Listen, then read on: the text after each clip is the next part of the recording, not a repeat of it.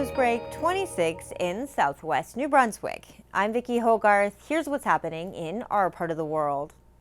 A forest fire in Bocabec and Chamcook that started more than a week ago is now being deemed as contained and under control by the Department of Natural Resources, thanks in part to excessive rain that began on Friday and has continued off and on this past week.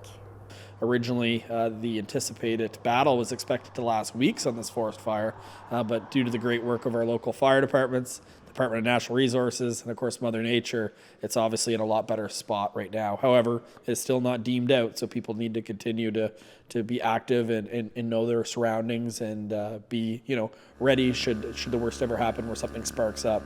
There's situations where when you have a forest fire, the fire itself can go deep-rooted into the tree system. So although it looks like it's out, in fact, it still could be burning underneath the trees. So we need to be cognizant of that. The wildfire originally started in Chamcook on May 28th when an ATV caught fire in the woods near Stein Lake. It burned approximately 540 hectares, destroyed one home, and forced the evacuation of a few hundred people from the area. The St. Andrews Civic Trust held an open house on Sunday where they unveiled a letter written by Sir Winston Churchill to Lady Beaverbook, a longtime resident of St. Andrews. The letter will now be a part of the Civic Trust permanent collection on display at the Charlotte County Courthouse. It was written in July 1964. It was written by Sir Winston, handwritten as you see the letter. It was written to Lady Beaverbook to express his condolences on the recent death of Lord Beaverbook. The St. Andrews Civic Trust was gifted a number of what we're calling church tilia, this being the most important part of the gift, by the Honorable Douglas Young and his family. Mr. Young was a federal politician. At the open house, the Civic Trust also honored a few heritage building owners in the community for their dedication to preserving history. Lee Wells was recognized with 3 separate awards for his restoration efforts at the Pansy Patch, Corey Cottage, and Drew Haven Town and Country. David Peterson and Nikki McFarlane were recognized for the restoration of Niger Reef Tea House.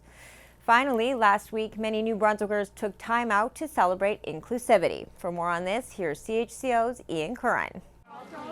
In honor of Disability Awareness Week and Red Shirt Day, Inclusion NB of Eastern Charlotte hosted a barbecue on Thursday in front of Repeat Boutique in St. George.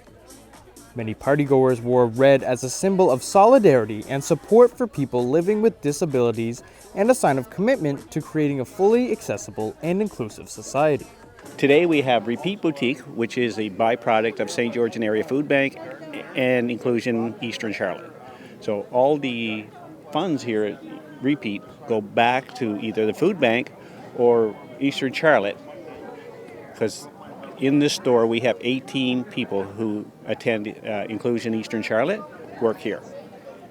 The location of the barbecue outside Repeat Boutique was fitting since the boutique was created as an inclusive place of work for people in our community with disabilities. Ian Curran, CHCO NewsBreak26, St. George. Thanks, Ian. That's all the news I have for you. For more stories and online exclusives, follow us on Facebook at chco.tv.